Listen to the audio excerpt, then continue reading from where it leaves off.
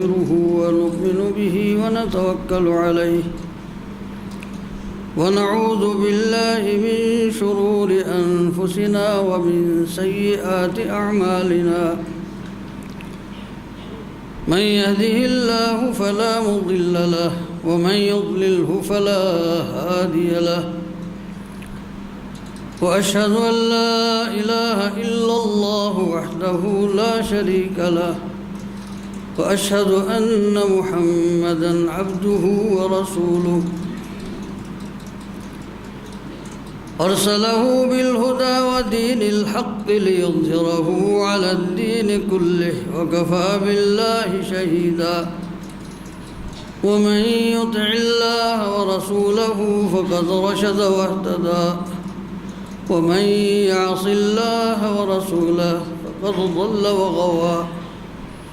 ولا يضر إلا نفسه ولن يضر الله شيئا أما بعد فإن خير الكلام كلام الله وخير الهدي هدي محمد صلى الله عليه وسلم وشر الأمور محدثاتها وكل محدثة بدعة وكل بدعة ضلالة وكل ضلالة في النار إن الله وملائكته يصلون على النبي يا أيها الذين آمنوا صلوا عليه وسلموا تسليما اللهم صل على محمد وعلى آل محمد كما صليت على إبراهيم وعلى آل إبراهيم إنك حميد مجيد اللهم بارك على محمد وعلى آل محمد كما باركت على إبراهيم وعلى آل إبراهيم إنك حميد مجيد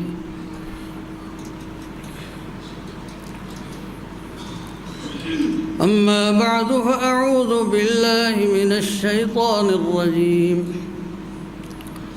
يا أيها الذين آمنوا كتب عليكم الصيام كما كتب على الذين من قبلكم لعلكم تتقون أياما معدودات فمن كان منكم مريضا أو على سفر فعدة من أيام أخر وعلى الذين يطيقونه فدية طعام مسكين فمن تطوع خيرا فهو خير له وأن تصوموا خير لكم إن كنتم تعلمون شهر رمضان الذي أنزل فيه القرآن هدى للناس وبينات من الهدى والفرقان فمن شهد منكم الشهر فليصم ومن كان مريضا أو على سفر فعدة من أيام أخر يريد الله بكم اليسر ولا يريد بكم العسر ولتكملوا العدة ولتكبروا الله على ما هداكم ولعلكم تشكرون وإذا سألك عبادي عني فإني قريب أجيب دعوة الداع إذا دعان فليستجيبوا لي وليؤمنوا بي لعلهم يرشدون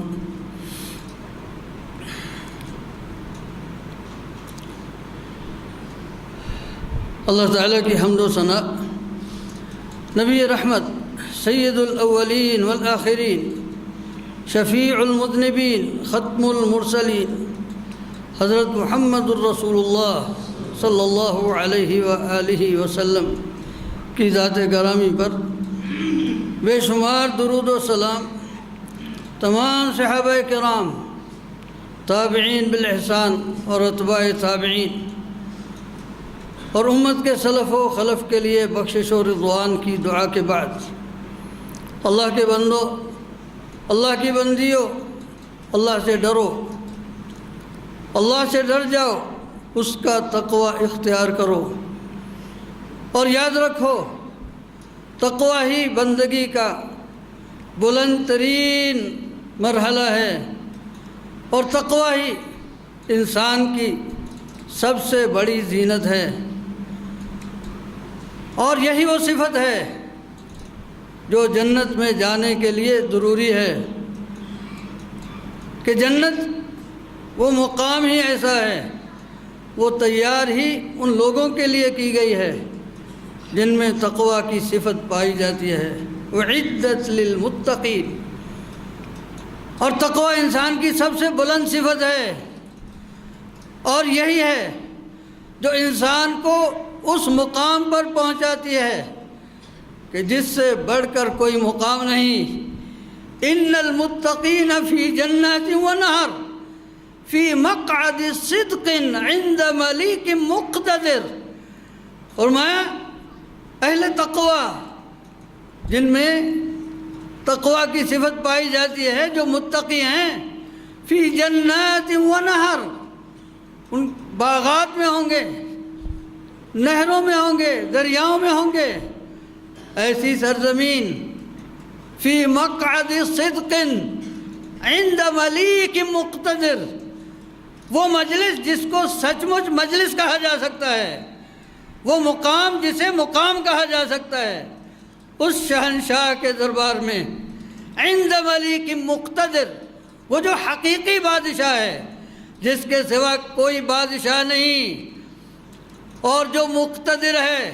جس کے سوا کسی کا اقتدار نہیں، وہی بادشاہ ہے۔ قل اللہم مالک الملک تؤتی الملک من تشاء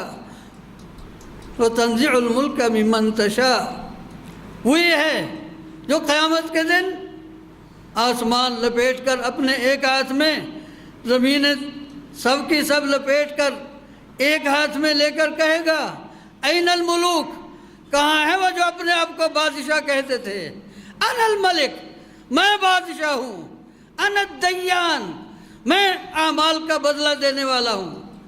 اس وقت ان المتقین فی جنات و نہر فی مقعد صدق عند ملیک مقتدر۔ اسی لیے تقوی وہ منزل ہے جس کے لیے دعا کرنی چاہیے۔ حضرت محمد الرسول اللہ صلی اللہ علیہ وسلم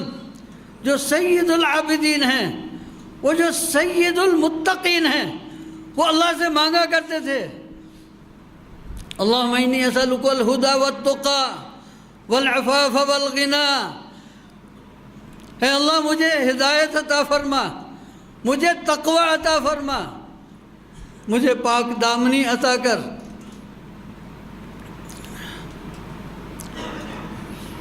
اللہ اکبر، اللہ اکبر۔ اور تہجد کے وقت کی دعاؤں میں سے ہے، وہ جو عام آدمی کے لیے بھی ایسا وقت ہے جب فرمایا رسول اللہ صلی اللہ علیہ وسلم نے، اللہ تعالیٰ آسمان دنیا پر نازل ہوتا ہے اور فرماتا ہے حل من سائل فأعطیہ، کوئی ہے مانگنے والا کہ میں عطا کروں، کوئی ہے بخشش مانگنے والا کہ میں اسے بخش دوں۔ اے آدم کی اولاد، تم سب کے سب بھوکے ہو، آدم کی اولاد تم سب کے سب گمراہ ہو، وہی ہدایت پر ہے جسے میں ہدایت دوں۔ فاستہدونی اہدکم، مجھ سے ہدایت مانگو تمہیں ہدایت دوں۔ اے آدم کی اولاد، تم سب کے سب بھوکے ہو، وہی کھانا کھا سکتا ہے جسے میں رزق دوں، مجھ سے کھانا مانگو تمہیں کھانا دوں۔ اے آدم کی اولاد، تم سب کے سب کلکم عار الا من کسوت ہو، سب کے سب بے لباس ہو، وہی لباس پہن سکتا ہے جسے میں لباس عطا کروں۔ فاستکسونی اکسکم، مجھ سے کپڑے مانگو میں تمہیں کپڑے عطا کروں۔ اس وقت جب ہم میں سے اکثر غافل ہوتے ہیں اور جب دعا کی قبولیت کا وقت ہوتا ہے، جب عام آدمی کے لیے قبولیت کا وقت ہے، تو سید الاولین والآخرین کے تقرب کا کیا عالم ہوگا۔ وہ بھی اس وقت یہ مانگا کرتے تھے اللہم آت نفسی تقواہا، اللہم آت نفسی تقواہا وزکھا فانت خیر من زکاہا انت ولیہا ومولاہا۔ اے اللہ مجھے تقوی عطا فرما، آت نفسی تقواہا، میرے جی کو، میری جان کو، میرے من کو تقوی عطا فرما دے، وزکھا، اس کو پاکیزہ کر دے، فإنہ لا یزکیہا الا انت خیر من زکاہا، تیرے سوا کوئی اس کی صفائی نہیں کر سکتا، انت خیر من زکاہا، تو ہی بہترین صفائی کرنے والا ہے، انت ولیہا و مولاہا، تو ہی اس کا والی ہے اور تو ہی اس کا حقیقی دوست ہے، تو ہی حقیقی کارساز ہے۔ تو ایسے مقام پر آت نفسی تقواہا وزکھا فانت خیر من زکاہا، تو تقوی بلند ترین مرحلہ ہے، بلند ترین مرتبہ ہے، سب سے بڑی صفت ہے، انسان کی اور بندے کی سب سے بڑی زینت ہے، یہی وہ زینت ہے، یہی وہ لباس ہے جسے پہن کر انسان جنت میں داخل ہوگا۔ وَتَزَوَّدُوا فَإِنَّ خَيْرَ الزَّادِ التَّقْوَىٰ، یہی بہترین ذات ہے اور یہی بہترین لباس ہے، وَلِبَاسُ التَّقْوَىٰ ذَلِكَ خَيْرٌ، تقوی کا لباس بہترین لباس ہے۔ لیکن ہم جانتے ہیں کہ زینت کرنے سے پہلے، سجاوٹ کرنے سے پہلے صفائی بہت ضروری ہے، منہ دھوئے بغیر اس پر زینت نہیں ہوتی، غسل کیے بغیر اچھا لباس نہیں پہنا جاتا۔ تقوی کا بہترین لباس پہننے سے پہلے، اسے زیب تن کرنے سے پہلے اپنی صفائی بھی کرنا ضروری ہے۔ انسان کی آلائشیں اس قدر ہیں اور ان میں سب سے بڑی آلائش، اس کا ہم تذکرہ کر رہے تھے، وہ اتباع ہوا ہے، اپنی خواہش کی پیروی، اور یہی انسان سے شرک کراتی ہے۔ اتباع ہوا ہی انسان کو مشرک بناتی ہے، اتباع ہوا ہی انسان کو بدعت کے راستے پر لگاتی ہے۔ ایک ایک گناہ اس کے آپ تجزیہ کرتے جائیں، انالیسس کریں گے تو آخر میں اتباع ہوا ہی نکلے گی۔ وہی انسان کو خدا بناتی ہے، خدائی کا دعوے دار بناتی ہے، اور یہی انسان سے شرک کراتی ہے کہ ہم کسی کے بتائے ہوئے خدا کو کیوں پوجیں، ہم اپنی مرضی کا بت تراشتے ہیں۔ بدعت کا بھی یہی پس منظر ہے کہ وہ کسی کے بتائے ہوئے راستے پر چلنے کی بجائے اپنا راستہ خود تراشنا چاہتے ہیں، اور انہیں معلوم نہیں ہے اللہ تعالیٰ تک پہنچنے کا ایک ہی راستہ ہے، ان ھذا صراط علی مستقیما فاتبعوہ، مجھ تک پہنچنے کا یہی سیدھا راستہ ہے، اور وہ راستہ دکھانے والے صرف حضرت محمد الرسول اللہ صلی اللہ علیہ وسلم ہیں۔ وَإِنَّكَ لَتَهْدِي إِلَى صِرَاطٍ مُسْتَقِيمٍ۔ اتباع ہوا ہی ہے جو انسان سے شرک کراتی ہے، اور یہی ہے جو حضرت محمد الرسول اللہ صلی اللہ علیہ وسلم کی اتباع اور اطاعت کی بجائے بدعت کے راستے پر لگاتی ہے۔ وَإِذَا قِيلَ لَهُمْ تَعَالَوْا يَسْتَغْفِرْ لَكُمْ رَسُولُ اللَّهِ لَوَّوْا رُؤُوسَهُمْ وَرَأَيْتَهُمْ يَصُدُّونَ وَهُمْ مُسْتَكْبِرُونَ، جب ان سے کہا جاتا ہے کہ آؤ اللہ کے رسول کی طرف، وہ تمہارے لیے استغفار کرے گا، لَوَّوْا رُؤُوسَهُمْ، اپنے سر تکبر سے موڑ لیتے ہیں، اللہ کی راہ سے اور نبی کی دعوت سے منہ موڑ لیتے ہیں۔ یصدون ورأیتہم یصدون، تم دیکھو گے کہ وہ کس طرح منہ موڑ رہے ہیں، وہم مستکبرون، ان کے دلوں میں تکبر ہے۔ تو اتباع ہوا یہ اتنی بڑی بیماری ہے کہ انسان کو ہلاک اور برباد کرتی ہے، اور اس کا علاج روزہ کرتا ہے۔ اور یاد رکھیے، ہم جو کہہ رہے تھے کہ صرف خواہش کو دبانا، پھر خواہش کی خلاف ورزی کرنا، یہ عبادت نہیں ہے، جیسا کہ ہندوؤں نے سمجھا جیسا کہ ہمارے ان کی پیروی میں بعض صوفیہ نے سمجھا کہ ہر خواہش کی نافرمانی کرنا ہی تقرب ہے۔ ایسی بات نہیں ہے، ایسی بات نہیں ہے۔ اصل میں اپنی خواہش کو اللہ اور اس کے رسول صلی اللہ علیہ وسلم کے فرمان کے مطابق ڈھالنے کا نام یہ ایمان ہے، اور یہ راستہ ہے جو انسان کو تقوی کی منزل تک پہنچاتا ہے، صرف خواہش کی مخالفت نہیں۔ اما من خاف مقام ربہ ونہى النفس عن الہوى فإن الجنة ہی المأوى،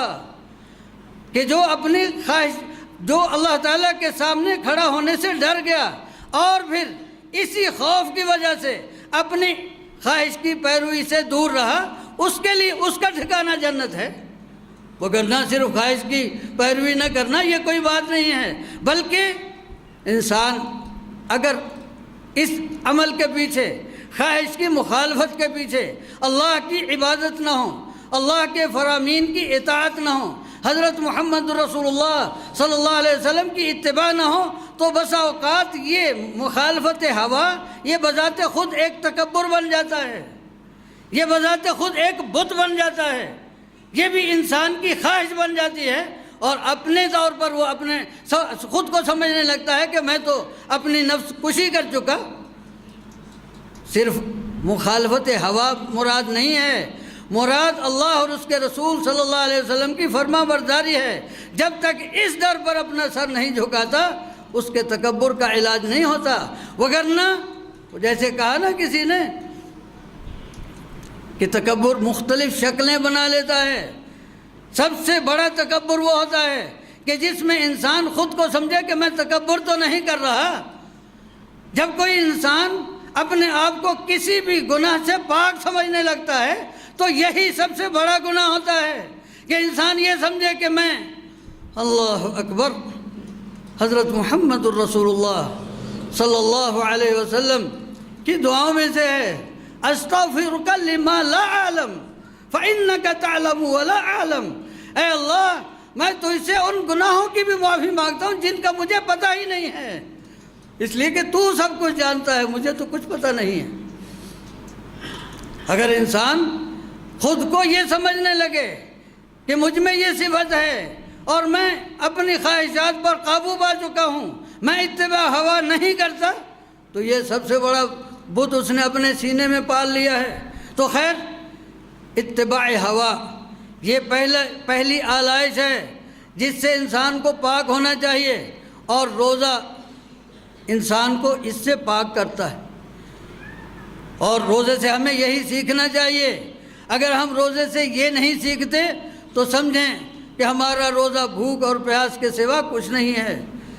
اتباع ہوا، اپنی ہوائے نفس پر قابو پانا ہے، اور اسے اللہ اور اس کے رسول صلی اللہ علیہ وسلم کے فرمان کے مطابق بنانا ہے۔ جب اللہ تعالیٰ کا حکم ہو کہ اب کھانا کھاؤ، وَكُلُوا وَاشْرَبُوا حَتَّى يَتَبَيَّنَ لَكُمُ الْخَيْطُ الْأَبْيَضُ مِنَ الْخَيْطِ الْأَسْوَدِ مِنَ الْفَجْرِ، جب کھانے پینے کا حکم ہے اس وقت کھانا پینا ہی عبادت ہے، اور جب ہمیں روزہ رکھنے کا حکم ہو کہ اب حَتَّى يَتَبَيَّنَ لَكُمُ الْخَيْطُ الْأَبْيَضُ مِنَ الْخَيْطِ الْأَسْوَدِ مِنَ الْفَجْرِ، اب کھانے پینے سے ہاتھ اٹھانا ہے، اس وقت ہاتھ اٹھانا ہی عبادت ہے، اور جب دوبارہ اجازت ملتی ہے ثُمَّ أَتِمُّوا الصِّيَامَ إِلَى اللَّيْلِ، جو ہی رات ہو جائے تو افطار کر لو، اس وقت افطار کرنا ہی سب سے بڑی عبادت ہے۔ اگر انسان یہ سمجھے کہ شاید بھوک اور پیاس ہی عبادت ہے، اپنی طرف سے اپنی خواہش کی پیروی میں بھوکا رہنا یہ عبادت نہیں ہے۔ اللہ کے فرمان اور حضرت محمد رسول اللہ صلی اللہ علیہ وسلم کی سنت کی پیروی میں کرنا مشقت از خود کوئی عبادت نہیں ہے۔ جسم کو، روح کو تکلیف میں ڈالنا یہ بذات خود کوئی عبادت نہیں ہے۔ اسی لیے تو اللہ تعالیٰ فرماتا ہے یرید اللہ بکم اليسر ولا یرید بکم العسر، وگرنہ تو دھوپ میں بیٹھے رہنا یہ سب سے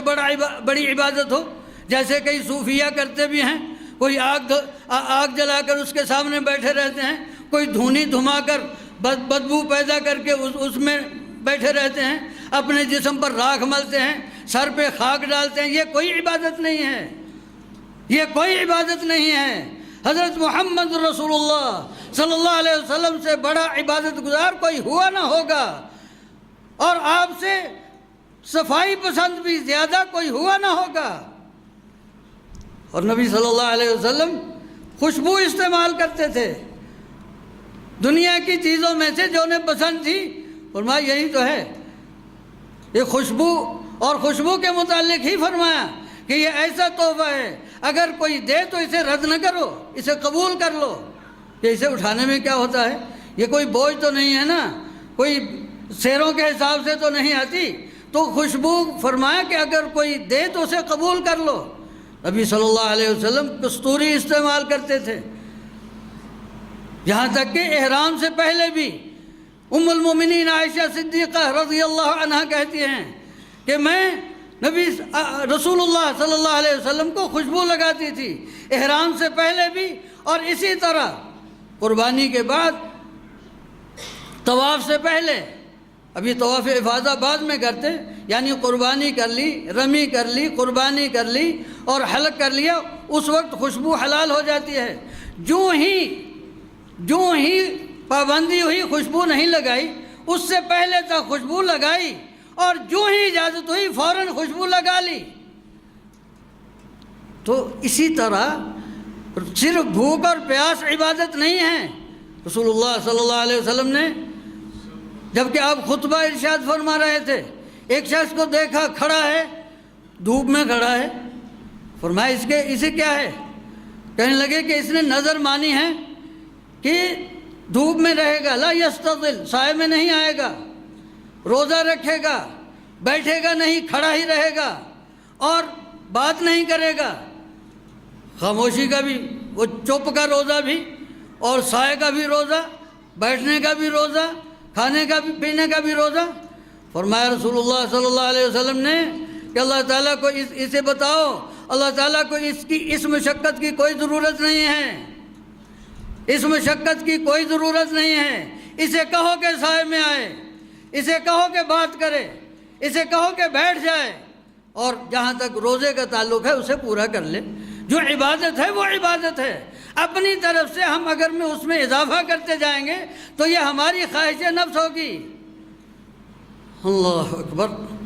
اسی طرح نبی صلی اللہ علیہ وسلم نے ایک خاتون کو دیکھا کہ پیدل چلا نہیں جا رہا اور جا رہی ہے،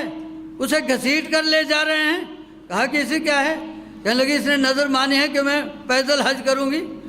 فرمایا اللہ تعالیٰ اس کی مشقت سے بے نیاز ہے، اسے کہو سواری پر بیٹھ جائے۔ تو صرف مشقت عبادت نہیں ہے،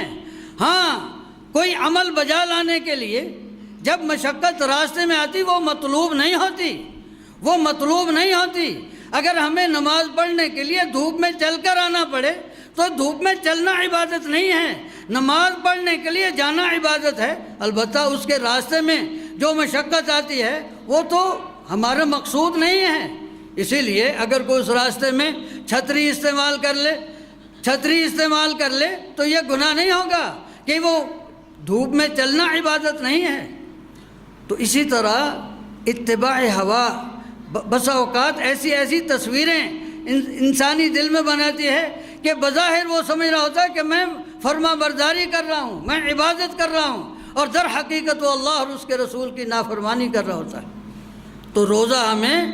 یہ سکھاتا ہے کہ اپنی خواہش نفس کو اللہ اور اس کے رسول کے فرمان کے مطابق کیسے کرنا ہے، اور یہی تقویٰ کی منزل ہے۔ اور اسی طرح انسان کی ایک بہت بڑی بیماری ہے جسے قرآن شح کہتا ہے، اور یہ مجموعہ ہے بہت سی بیماریوں کا، جس میں لالچ بھی ہے، طمع بھی ہے، حرص و ہوا بھی ہے، اور اسی طرح بخل بھی ہے۔ اللہ اکبر۔ مال کی محبت، اور ایسی محبت کہ اسے دیکھ کر انسان ہوش و حواس کھو بیٹھے اور اسے یہ تمیز ہی بھول جائے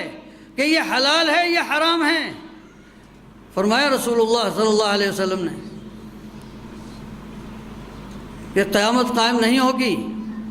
جب تک ایسا وقت نہیں آئے گا کہ انسانوں کو پرواہ نہیں ہوگی کہ یہ مال جو حاصل کر رہا ہے یہ حلال ہے یا حرام ہے، حلال و حرام کی تمیز اڑ جائے گی،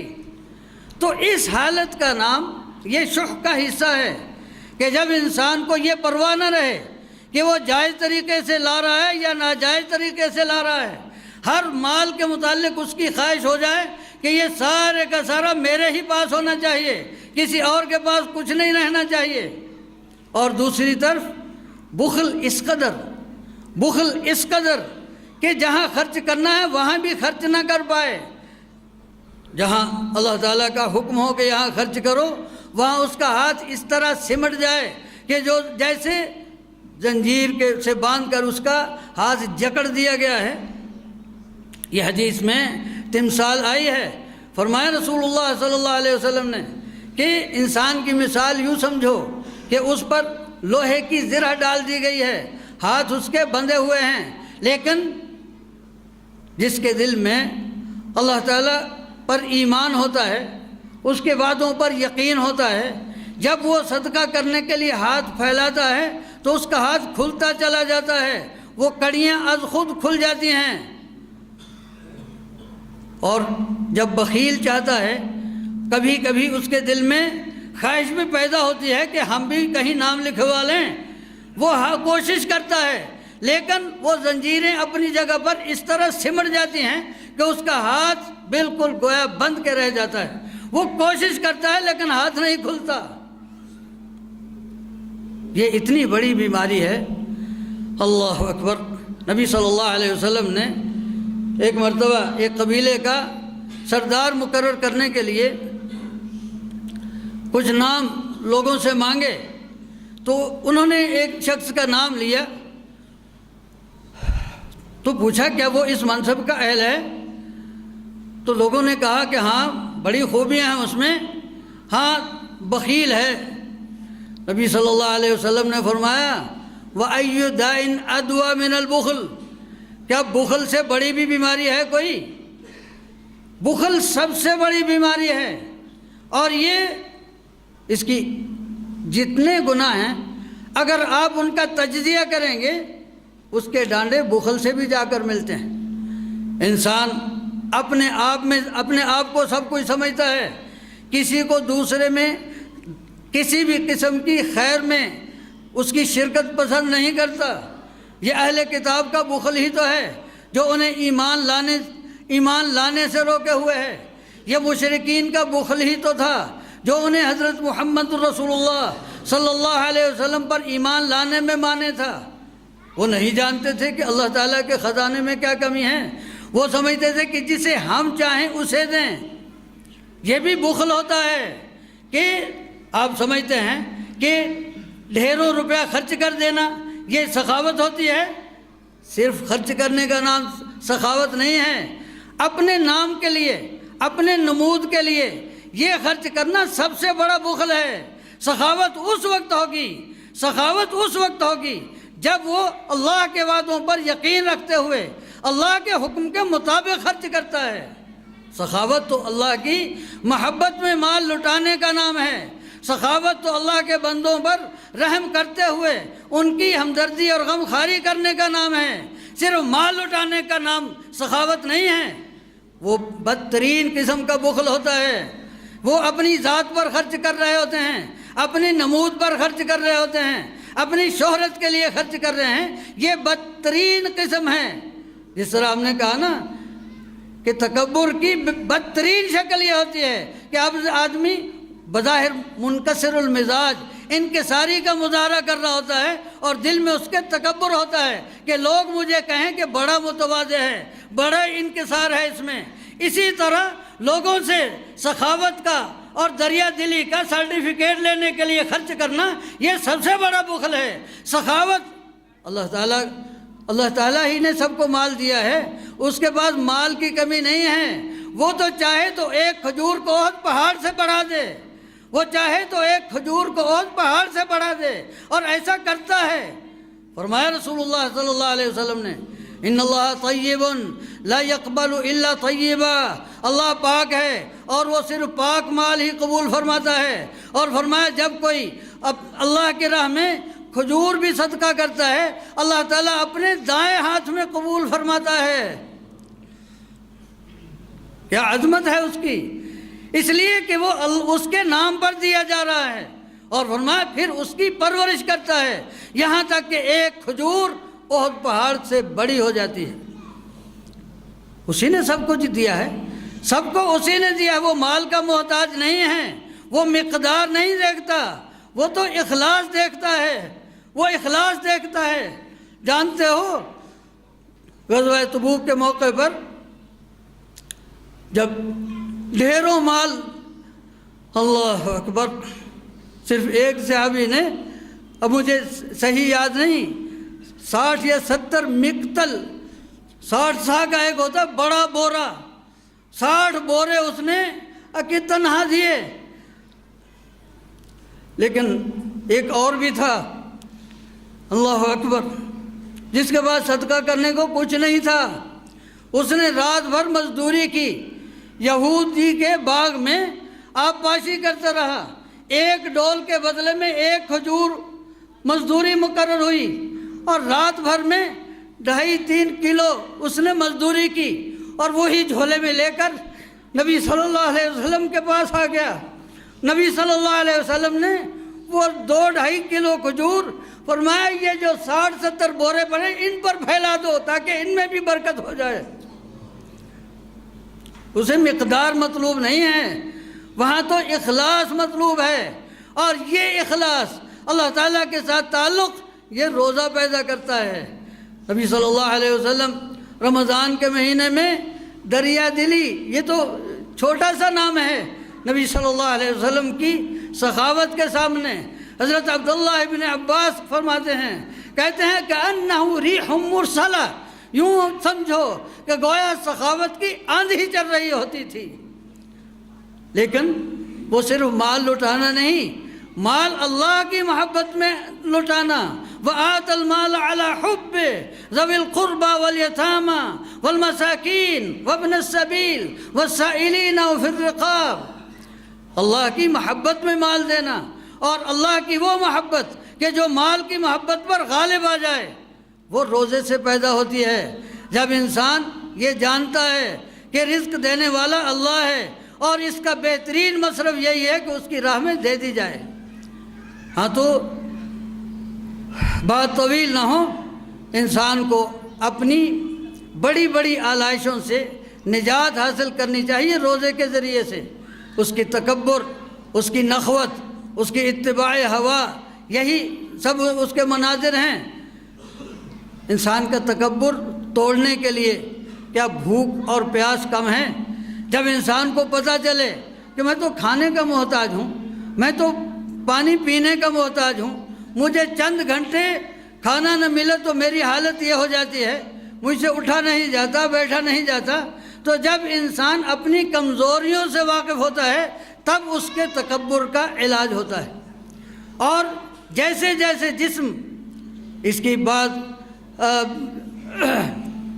خواہشات کی مخالفت ہوتی ہے، اسی قدر روح کو بالیدگی ملتی ہے، اللہ کی محبت اس میں سرایت کرتی ہے، اور اللہ کی محبت جیسے جیسے آتی ہے اسی قدر دنیا کی محبت دل سے نکلتی چلی جاتی ہے۔